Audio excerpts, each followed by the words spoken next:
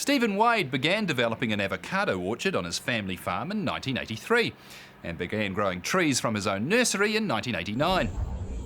2 years ago, he adopted a different management strategy for his orchard. He explains how it came about and what he's hoping to achieve. We've got 25 acres or 10 hectares planted area, and we've got about 2,000 trees in that area. Where we're standing now, these are the old trees. These are planted around about that 83, 84 mark, the big old trees, probably an old growing system. Avocados are known as being biannual bearers. We try and manage our way through that. We're averaging around about the 15 tonnes a hectare, which is, on an industry comparison, is pretty good. We're always trying to do better. There's some growers in the far north in particular who are averaging 30 tonnes a hectare. Anything above 20, you're starting to do very well. For many years, it was thought you don't prune your trees. On big trees, you get big crops, which can be true, and it is true up to maybe year 20, 25. But the problems we've had is these big trees, we haven't been able to shelter them.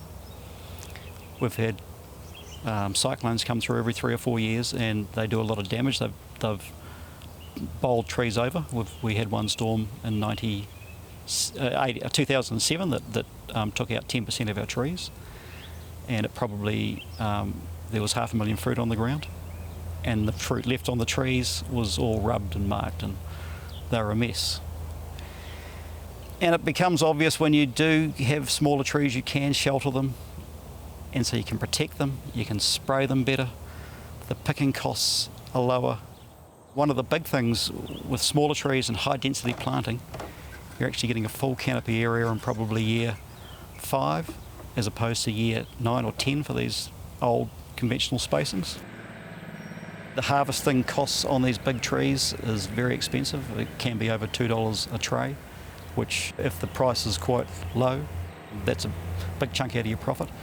And the price of the hydroladders, they're very expensive machines. We've come down to our new plantings here.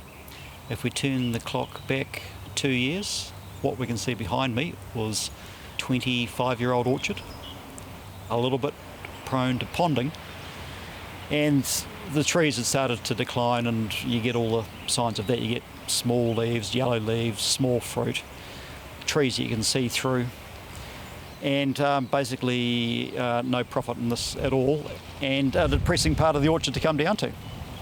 And so you don't.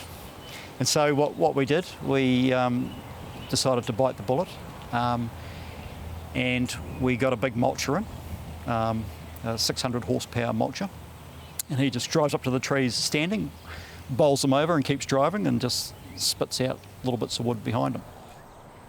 We've basically made the decision by planting 3 metres apart with the trees that we're never going to let them get taller than 3 metres.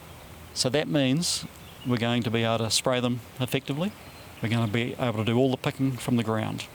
The picking costs are going to be a heck of a lot lower, and we're going to be able to shelter the trees properly. So we're not going to get the blowouts, we're not going to get all the fruit on the ground after a storm. We're committing ourselves to pruning for probably 2 times a year, but one of the beauties is we're never going to be pruning wood bigger than that. And so you can do it with a handsaw, you can do it quickly. You can just, and all the material just is going to fall down and help mulch the trees and feed the soils. And one of the other big problems with the bigger trees is you get the root to shoot imbalance. And by continually pruning the trees, we're always going to be addressing that. So we're going to be maintaining that balance and maintaining tree vigour. Yeah, and that's going to help a heck of a lot with fruit quality, fruit size. And it just seems like the only way to do it. If I take a really big picture approach, and our main competitor is Chile, and they are high density planting, so their operating costs are going to be less. So if they're more efficient, they can stand a lower price on the world market. We've got to compete with that.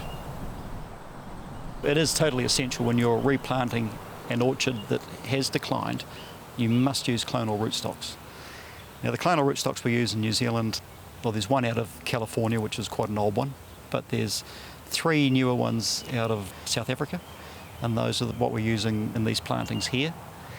We're also, we believe, maybe the best rootstock for New Zealand conditions is in New Zealand, so we're actively out there looking for a tree that is exceptional where the others around it have failed. And we do have a row of trees in this block behind me here that are looking very good.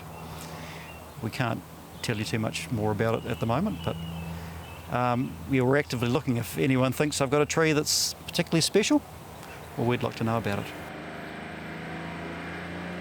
1989, we were still doing our original plantings, being a little bit tight. I'd bought quite a lot of trees the year before and got a sizable bill, so I thought, well, I'll try and propagate some trees myself. And so I started a nursery. I keep up to date with the latest results around the world for different rootstocks and different fruiting cultivars, and so I'm able to maybe select the best and trial them here. And the beauty of that is I can then start giving orchardists pretty good advice on what they should be planting and why they should be planting it. That's the advantage of being both an orchardist and a nurseryman, and that knowledge that I've garnered over 30 years, I'm very happy to help, and it helps strengthen our business.